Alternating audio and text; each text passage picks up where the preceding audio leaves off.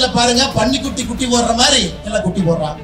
அதற்கு கை தட்டுறாங்க. அதற்கு 2 நாளைக்கு முன்னாடி இன்னொரு அமைச்சர் சொன்னாங்க, வடநாட்டுல ஒரே ஒரு பெண் 5 பேருக்கு திருமணம் பண்ணிக்குவாங்க, அதுக்கு 4 பேர் கை தட்டுறாங்க. மாநிலத்தில் இருப்பவங்களை கூட தப்பா பேசுறாங்க. காரணம் என்னன்னா ஐயா, இன்செக்யூரிட்டி, பயம். பயம், வெளியே மக்கள் எப்படி வாழுகின்றார்கள் என்கின்ற பயம். திமுக காரங்களுக்கு எதற்கு இதனுடைய சக்தி தெரியலாங்க ஐயா, யாருமே படிச்சு அந்த அதிகாரத்துக்கு வரல. உதயநிதி ஸ்டாலின் டிகிரி வாங்கியிருக்காரா தெரியாது, எங்க படிச்சாரு தெரியாது, அவரு பரீட்சை பேப்பர் யார் எழுதுனா தெரியாது. காந்தின்னு ஒரு பேர் ஏதோ காந்தி மாதிரி இருப்பாரு நினைச்சீங்கன்னா, 1990 காலகட்டத்துல கள்ளச்சாராயம் காட்சி குண்டா ஆட்ல ஜெயிலுக்கு போயிட்டு வெளியே வந்து அமைச்சராக இருக்கக்கூடிய காந்தி. ஒருவருடைய சரித்திரத்தை பாரு. செந்தில் பாலாஜி 5 கட்சி மாறி வந்து சாராய அமைச்சர், 1.5 வருஷம் ஜெயிலுக்கு போனாரு. அடுத்து 5 வருஷமா 10 வருஷமா நமக்கு தெரியாது ஜெயிலுக்கு போறாரு, அவர் ஒரு அமைச்சர். இந்த கூட்டு களவாணிகள்ல ஒன்னா சேர்ந்து நம்ம குழந்தைகள் என்ன படிக்க வேண்டும் என்பதை தீர்மானம் செய்ய போறாங்க.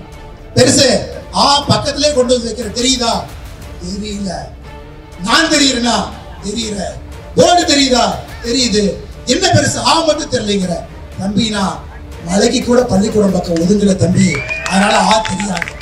இன்னைக்கு தமிழகத்தினுடைய முதலமைச்சர் அண்ணன் மு.க. ஸ்டாலின் தமிழ்நாட்டை தாண்டிட்டா 2 பேர்த்த கைத்தாங்களா கூட்டிட்டு போவார் டெல்லி போகும்போது. தெலுங்கானாவுடைய முதலமைச்சர் ரேவந்த் ரெட்டி அவருடைய செக்ரட்டரி சொல்றாங்க, அண்ணே காதுக்கு இயர்போன் போட்டுங்க, மொழி பெயர்க்கிறாங்க. தம்பி அவர் என்ன பேசினாலும் புரியாது, இயர்போன் போட்டா மட்டுமா புரியும். ஒரு பெங்காலிக்கு போய் தங்கிலீஷ் எல்லாம் பேசினாங்க நம்முடைய முதலமைச்சர். புழுக கேட்டிருக்கிறோம், அண்ட புழுக கேட்டிருக்கிறோம், ஆகாச புழுவை நேத்தா நான் பார்த்தேன். அதை சன் டிவிக்காரன் காடு போடுறான். அண்ணன் டி.கே. சிவகுமாரே சொல்லிட்டாரு, காவிரி பகுதியில் மேகதாத்து அணை கட்டினா ரொம்ப நல்லதா பாரு. வெக்க கேடுங்க, வெக்க கேடு. அதுக்கு 4 முதலமைச்சர் வர்றாங்கன்னா அந்த முதலமைச்சர் வேலையே இல்லாம ஊர்ல வெட்டி என்ன பண்ணிட்டு இருப்பாங்க யோசிச்சுப்பாரு. நீ தாண்டா அந்த மும்மொழி கொள்கைக்கு கையெழுத்து வாங்குறாளா, வாழ அவளை பிடிச்சி உள்ள போறேன். அந்த 4 பேர் சொல்றாங்க, ஐயா நாங்கெல்லாம் கஞ்சா விற்கிறவங்க, நாங்கெல்லாம் பெண்களுடைய தாலியை பிடிச்சி விற்கிறவங்க, அப்படின்னா போ அந்த மும்மொழி கொள்கையை தூக்கிட்டு வாங்க. அப்படியே பேசிக்கிட்டே அந்த வண்டி மென்டல் ஹாஸ்பிட்டல் போகுது, எல்லாம் ஏறுங்கப்பான்னு தான் சொல்றேன்.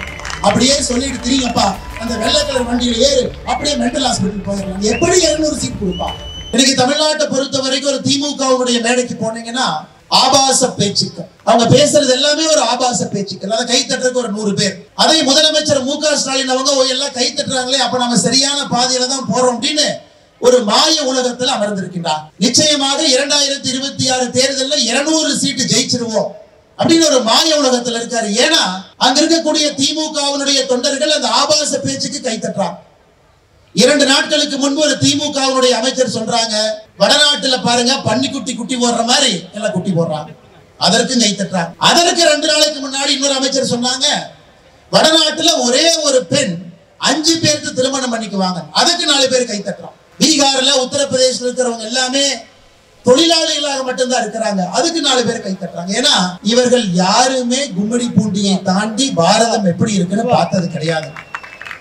இவர்களுடைய மாய உலகத்துல 1967 இருந்து இந்த மாய உலகத்துக்குள்ள மாட்டி இருக்கிறாங்க. தமிழ்நாடு பார்டரை தாண்டி பாரதம் முழுவதும் போனாங்கன்னா தெரியும் இந்த நாட்டினுடைய வளர்ச்சி. வட இந்தியாவில் இருக்கக்கூடிய யாருமே எனக்கு தெரிந்து உங்களுக்கு தெரிந்து தமிழ்நாட்டில் இருக்கக்கூடிய நம்முடைய யாரையும் ஒரு பழி சொல்லல, ஒரு வார்த்தை தவறா இதுவரைக்கும் பேசுறீங்க. யோசிச்சு பாருங்க, வட இந்தியாவில் இருக்கக்கூடிய ஏதாச்சும் ஒரு அரசியல்வாதி அல்லது யாராவது ஒரு மனிதர் நம்முடைய தமிழ் சமுதாயத்தை பற்றி தமிழ் இனத்தை பற்றி ஒரு வார்த்தை தப்பா பேசினாங்க, நான் டிவியில பார்த்தேங்க, இல்ல நான் பேப்பர்ல படிச்சேன், ஒரு வார்த்தை நம்மளை தப்பா பேசிட்டாங்க, நாம எல்லாம் பொங்கி எழணும், வெகுண்டு எழணும், யாருமே பேசல. ஆனா இங்க இருக்கக்கூடிய திராவிட முன்னேற்ற கழகத்தினுடைய தலைவர்கள் மட்டுமே தொடர்ந்து ஒரு மாநிலத்தில் இருப்பவங்களை கூட தப்பா பேசுறாங்க. காரணம் என்னன்னா ஐயா, இன்செக்யூரிட்டி, பயம். பயம், வெளியே மக்கள் எப்படி வாழுகின்றார்கள் என்கின்ற பயம். இவங்க குடும்பத்துல பிறந்தவங்க தொடர்ந்து அவங்களே ஆட்சியில் இருக்கிறனால மக்களுடைய மனநிலை என்னன்னே தெரியாம ஆட்சியில் அமர்ந்திருக்கிறாங்க. ஒரு கிராமத்துக்கு போய் ஒரு வீதிக்கு போய் ஒரு டீ கடையில டீ சாப்பிட்டு பொதுமக்களோடு பழகுனாங்கன்னா மக்கள் என்ன நினைக்கிறாங்கன்னு தெரியும். ஆனா திராவிட முன்னேற்ற கழகத்தை பொறுத்தவரை பேரறிஞர் அண்ணாதுரை ஐயாவுடைய காலத்திற்கு பிறகு ஒரு கூண்டு கிளியாக வீட்டு சிறையில தான் எல்லாருமே உட்கார்ந்து இருக்கிறாங்க தலைவர். அவங்களுக்கு வெளியே வந்து மக்கள் என்ன நினைக்கிறாங்க அப்படிங்கிற என்ன வெளிப்பாடு கூட கிடையாது. இன்னைக்கு திருச்சி மாநகரத்துக்கு வந்து பார்த்தாங்கன்னா இது பாரதிய ஜனதா கட்சியினுடைய மாநில மாநாடு இல்லைங்க. இங்க வந்திருக்கக்கூடிய அன்பு சகோதர சகோதரிகள் எல்லோருமே திருச்சி மாநகரத்தை சுற்றி இருக்கக்கூடிய பகுதியில் இருந்து இங்க வந்திருக்கிறீங்க. பாரதிய ஜனதா கட்சி நம்முடைய தேசிய கல்விக் கொள்கை, இதற்காக நாம் போடக்கூடிய முதல் கூட்டம் இங்க திருச்சியில் நடக்கும். இன்னும் இது போல 8 கூட்டம் நமக்கு பாக்கி இருக்கு. தமிழ்நாடு முழுவதுமே திருநெல்வேலி, காஞ்சிபுரம், வேலூர், கோயம்புத்தூர், சென்னை, இன்னும் 8 கூட்டம் பாக்கி இருக்குதுங்க. தாய்மொழி எப்படிங்க வளரும்? ஒரு குழந்தை வீட்டுல அம்மாட்ட தமிழ்ல பேசுவான், அதே குழந்தை பள்ளிக்கூடத்துக்கு போகும்போது ஆங்கிலத்துல சொல்லி கொடுப்பாங்க. A for ஆப்பிள், அந்த குழந்தைக்கு ஆப்பிள்னா என்னன்னே தெரியாது. B for பால், அது தமிழ்ல வேற வார்த்தையை பயன்படுத்தும். அந்த குழந்தையினுடைய ஃபர்ஸ்ட் 5 வருஷம் 6 வருஷம் வளர்ச்சி பாத்தீங்கன்னா பள்ளிக்கூடத்திலே ஆங்கில வார்த்தையும் வீட்டிலே தமிழ் வார்த்தையும் சொல்லும் பொழுது அந்த குழந்தையினுடைய வளர்ச்சி முழுமை இருக்கா. அதனாலதான் தாய்மொழி கல்வி கற்கக்கூடிய சைனாவாக இருக்கட்டும், ஜப்பானாக இருக்கட்டும், ஜெர்மனியாக இருக்கட்டும், எல்லாருமே மிக முக்கிய நாடுகளாக மாறி இருந்தார். அதற்காகத்தான் நம்முடைய பாரத பிரதமர் நரேந்திர மோடி அவர்கள் தேசிய கல்விக் கொள்கையில 1ஆம் வகுப்பிலிருந்து 5ஆம் வகுப்பு வரை கட்டாயமாக தாய்மொழி தமிழ் மொழிதான் கற்றல் மொழியாக இருக்க வேண்டும் என்பதை கொண்டு வந்தார். திமுக சொல்ல மாட்டான். இத்தனை ஆண்டு காலம் ஆட்சி செய்தும் கூட அவங்க கட்டாய தமிழ் மொழியை கொண்டு வரல, மோடியை கொண்டு வந்திருக்கிறார். 6ஆம் வகுப்பு 7ஆம் வகுப்பு 8ஆம் வகுப்பு தமிழ் மொழியிலே சொல்லிக் கொடுப்பதற்கான முயற்சி எடுப்போம். தேசிய கல்விக் கொள்கை வரைவறிக்கையில 3வது மொழி கட்டாயமாக ஹிந்தி படிக்க வேண்டும் என்று இருந்தது. எனக்கு அசூரங்கன் ஐயாவுக்கும் தெரியல, இந்தியாவுடைய முதல் 2 கல்விக் கொள்கையும் ஹிந்தி என்பது 3வது மொழி. அதை மோடி அவர்கள் 31 மே 2019 வரைவறிக்கை வாங்கின மோடி ஐயா முதலாக இந்தியாவுடைய சரித்திரத்துல கட்டாய 3வது மொழி ஹிந்தி இருந்ததை மாத்தி ஏதாவது ஒரு இந்திய மொழியை படிங்கன்னு கொண்டு வந்ததுதான் இந்த மும்மொழி கொள்கை. அன்பு சொந்தங்கள், எனக்கு கையெழுத்து இயக்கத்தை ஆரம்பிச்சு 18 நாள் முடிஞ்சிருக்குதுங்க ஐயா. மார்ச் 23 இருக்கும். 26 லட்சம் பேர் கையெழுத்து போட்டிருக்கிறாங்க. 26 லட்சம் பேர். திராவிட முன்னேற்ற கழகம் மாசத்துக்கு ஒரு கையெழுத்து இயக்கத்தை ஆரம்பிப்பாங்க. நீட்டுக்கு எதிராக கையெழுத்து இயக்கத்தை திராவிட முன்னேற்ற கழகம் ஆரம்பிச்சாங்க. அது என்ன ஆச்சு, எத்தனை பேர் கையெழுத்து போட்டாங்க யாருக்கும் தெரியாது. கவர்னருக்கு எதிராக கையெழுத்து இயக்கம் ஆரம்பிச்சாங்க, எத்தனை பேர் கையெழுத்து போட்டாங்க எங்க யாருக்கும் தெரியாது. ஆனால் பாரதிய ஜனதா கட்சி என்று மாறுதட்டி சொல்லுகின்றோம். 18 நாட்கள் கழித்து நம்முடைய புதிய கல்விக் கொள்கைக்கு ஆதரவாக தமிழ்நாட்டில் இருக்கக்கூடிய அன்பு சொந்தங்கள் 26 லட்சம் பேர் கையெழுத்து போட்டிருக்கிறாங்க. இணையதளத்துல 8,20,336 நேரடியாக மக்கள் போட்ட கையெழுத்து 17,89,694. நேற்று சாயங்காலத்தோடு தமிழகத்துல மக்களுடைய ஆதரவு 26,10,33 கையெழுத்து நேற்று சாயங்காலத்தோட போட்டிருக்கிறார். தமிழகத்துல ஒரு அரசியல் புரட்சி, அரசியல் புரட்சி. 18 நாட்கள்ல 26 லட்சம் கையெழுத்து. நமக்கு 90 நாள்ல 1 கோடி கையெழுத்து வேண்டும் என்று ஆரம்பித்தோம். மார்ச் 5ஆம் தேதி ஆரம்பிச்ச இந்த கையெழுத்து இயக்கம் மே கடைசி முடியும் பொழுது 1 கோடி கையெழுத்தை தொட்டிருக்க வேண்டும். இன்னைக்கு இதே ஸ்பீட்ல போனா 2 கோடி கையெழுத்தை நோக்கி நாம் சென்றிருப்போம். அன்பு சொந்தங்கள், திமுக காரங்களுக்கு எதற்கு இதனுடைய சக்தி தெரியல ஐயா. யாருமே படிச்சு அந்த அதிகாரத்துக்கு வரல. அக்கா தமிழிசை அக்கா சொன்னாங்க, நான் படிச்சேன், எத்தனை சப்ஜெக்ட்ல பாஸ் ஆனேன் இதெல்லாம் பாருங்க. உதயநிதி ஸ்டாலின் டிகிரி வாங்கியிருக்காரா தெரியாது, எங்க படிச்சாரு தெரியாது, அவரு பரீட்சை பேப்பர் யார் எழுதுனா தெரியாது. தமிழ்நாட்டினுடைய கல்வித்துறை அமைச்சர் இந்த ஊரை சார்ந்த அன்பில் மகேஷ் பொய்யாமல் அவர் இன்னும் இதை விட முக்கியமான பொறுப்பு இருக்கு. அகில உலக உதயநிதி ரசிகர் மன்றத்தினுடைய தலைவர். ஏதோ உங்க கைத்தட்டலுக்காக சொல்லுங்க, அகில உலக உதயநிதி ரசிகர் மன்றத்தினுடைய உண்மையான தலைவர் அன்பில் மகேஷ் பொய்யாமல். அது பாடல் வெளியீட்டு விழா, உதயநிதி ஸ்டாலினுக்கு பின்னாடி எங்கேயாச்சும் போறது, இதெல்லாம் தாண்டி கொஞ்ச நேரம் இருந்ததுன்னா கல்வித்துறையை பத்தி பேசுவாங்க. இவர்களுக்கு கல்வியை பற்றி என்ன தெரியுங்க? யோசிச்சு பாருங்க. உங்களுடைய குழந்தைகள் என்ன படிக்கணும் என்ன தெரியும்? தெரியாது, தெரியாது. ஒரு அமைச்சரையும் பாருங்க. காந்தின்னு ஒரு பேர், சரி ஏதோ காந்தி மாதிரி இருப்பாரு நினைச்சீங்கன்னா, 1990 காலகட்டத்துல கள்ளச்சாராயம் காட்சி குண்டா ஆட்ல ஜெயிலுக்கு போயிட்டு வெளியே வந்து அமைச்சராக இருக்கக்கூடிய காந்தி. ஒருவருடைய சரித்திரத்தை பாருங்க. ஒருவருடைய செந்தில் பாலாஜி 5 கட்சி மாறி வந்து சாராய அமைச்சர், 1.5 வருஷம் ஜெயிலுக்கு போனாரு. அடுத்து 5 வருஷமா 10 வருஷமா நமக்கு தெரியாது ஜெயிலுக்கு போறாரு. அவர் ஒரு அமைச்சர். அறநிலைத்துறையினுடைய அமைச்சர் சேகர் பாபு சென்னையில ரவுடி ஷீட்டர், ரவுடி சரித்திர பதிவேட்டுல பெயர் இருந்த ஒருவர் அறநிலைத்துறையினுடைய அமைச்சர். யோசிச்சு பாரு, நாடு விளங்குமா? அமைச்சர் ரகுபதி பக்கத்து மாவட்டம், அவரு மேலேயே வருமானத்துக்கு அதிகமாக சொத்து சேர்த்தாருன்னு கேஸ் நடத்திக்கிட்டு இருக்கு. அவர் தான் சிறைத்துறை நீதித்துறையினுடைய அமைச்சர். நாடு விளங்குங்களா? ஒரு அமைச்சருடைய சரித்திரத்தை பாரு. இந்த கூட்டு களவாணிகள்ல ஒன்னா சேர்ந்து நம்ம குழந்தைகள் என்ன படிக்க வேண்டும் என்பதை தீர்மானம் செய்ய போறாங்க. ஒரு ரவுடி கிளாஸ் எடுத்தா ரவுடி தாங்க கிடைப்பாங்க, நல்ல ஆசிரியர் கிளாஸ் எடுத்தா நல்ல பையன் கிடைக்கும். அதனால இந்த கூட்டு களவாணிகள், சிறைக்கு சென்றவர்கள், மக்கள் பணத்தை கொள்ளையடித்தவர்கள், ரவுடிகளாக இருந்தவர், கள்ளச்சாராயம் காய்ச்சினவங்க, இவங்கெல்லாம் சேர்ந்து தமிழ்நாட்டினுடைய கல்விக் கொள்கை எப்படி இருக்க வேண்டும் என்பதை பற்றி பேசிக் கொண்டிருக்கிறார். நீங்க அதை ஏத்துக்குவீங்களா? அன்பு சொந்தங்களை, நீங்க அதை ஏத்துக்குவீங்களா? கர்ம வீரர் காமராஜர் ஐயா கல்விக் கொள்கையை பத்தி சொன்னா ஏத்துக்கலாம். புரட்சி தலைவர் டாக்டர் எம்ஜிஆர் ஐயா சொன்னா ஏத்துக்கலாம். தன்மை இருக்கிறது. அரசியல் தலைவராக இருந்து அதுபோல் மாண்போடு வாழ்ந்திருக்கின்றார் ஐயா நரேந்திர மோடி அவர்கள் ஒரு கல்விக் கொள்கை எப்படி இருக்க வேண்டும் என்று சொன்னாலும் நாம் ஏத்துக்க போறோம். ஆனா இந்த கூட்டு களவாணிகள்லாம் சேர்ந்து தமிழகத்தினுடைய கல்விக் கொள்கை எப்படி இருக்க வேண்டும் என்று சொல்லிக் கொண்டிருக்கின்றார்கள். அதை எப்படி நாம் ஏத்துக்க போறோம்? நீங்களே யோசிச்சு. ஆனா இவங்களை பொறுத்த வரைக்கும் என்ன, இவங்க நடத்தக்கூடிய தனியார் பள்ளியில ஒரு கல்வி, அரசு பள்ளியில் நம்ம படிக்கக்கூடிய குழந்தைகளுக்கு தரமில்லாத ஒரு கல்வியை கொடுத்து திராவிட முன்னேற்ற கழகத்தினுடைய தலைவர்களுக்கு போஸ்டர் ஒட்டுவதற்காக அரசு பள்ளியினுடைய மாணவ செல்வங்களை தயார்படுத்திக் கொண்டிருக்கிறார். இங்க பாருங்க, திருச்சியில தனலட்சுமி ஸ்ரீனிவாசன் மெட்ரிகுலேஷன் ஸ்கூல். யார் ஸ்கூலுங்க ஐயா? தனலட்சுமி ஸ்ரீனிவாசன் யார் ஸ்கூலுங்க ஐயா? மணச்சநல்லூர் திமுக எம்எல்ஏ கதிரவனுடைய ஸ்கூல். ஐசிஎஸ்சி 1ஆம் கிளாஸ்ல இருந்து 8ஆம் கிளாஸ் வரைக்கும் 3 மொழி படிக்கலாம். கிங்ஸ்டன் இன்டர்நேஷனல் அகாடமி துரைமுருகன் அண்ணனது, சென்னை பப்ளிக் ஸ்கூல் கலாநிதி வீராசாமி அண்ணனது, கீதா மெட்ரிகுலேஷன் ஸ்கூல் அமைச்சர் கீதா ஜீவன் அவங்களது, எஸ்கேபி வனிதா இன்டர்நேஷனல் ஸ்கூல் அமைச்சர் பிச்சாண்டி அவங்களது, ஜீவா வேலு இன்டர்நேஷனல் ஸ்கூல் அமைச்சர் ஏவா வேலுது, பாரத் வித்யாசிரம் ஜெகத் ரட்சகன் எம்பி இது, சிகே ஸ்கூல் மூகா முத்தவங்க குடும்பம். நான் என்ன சன்சைன் பள்ளியில சொல்லுங்க, கேட்டு கேட்டு காதை உங்களுக்கு தேஞ்சு போச்சு. முதலமைச்சர் முக ஸ்டாலினுடைய மகளே ஒரு மும்மொழி கற்றுக் கொடுக்கக்கூடிய பள்ளியை நடத்துறான். நான் என்ன திமுகவுடைய வட்டம் சட்டத்துக்குள்ள போகவே இல்லைங்க, அவன் ஸ்கூல் நடத்திட்டு இருக்கான். ஆனா எல்லா தனியார் பள்ளி, எல்லா சிபிஎஸ்இ பள்ளி, எல்லா பள்ளியிலும் 3 மணி சொல்லி கொடுக்குறான். ஆனா நம்ம குழந்தைங்க அரசு பள்ளியில படிக்கிறவங்க 2 மொழி மட்டும்தான் படிக்கணும். என்னையா நான் ஒரு விவேக் என்னுடைய காமெடி பார்த்தேன். ஒரு பெரியவர் உட்கார்ந்து இருப்பார், அண்ணன் விவேக். அவர் ஒரு போர்டில் எழுதுவார், ஆ அண்ணே தெரியுதா? தெரியல. ஆ பெருசு எழுதுவார், பெருசு தெரியுதா? தெரியல. பெருசு ஆ பக்கத்திலே கொண்டு வந்து வைக்கிற, தெரியுதா? தெரியல. நான் தெரியுறேனா? தெரியல. போர்டு தெரியுதா? தெரியுது. என்ன பெருசு? ஆ மட்டும் தெரியலங்கிற. தம்பினா மலைக்கு கூட பள்ளிக்கூடம் பக்கம் ஒதுங்கல தம்பி, அதனால ஆ தெரியாது.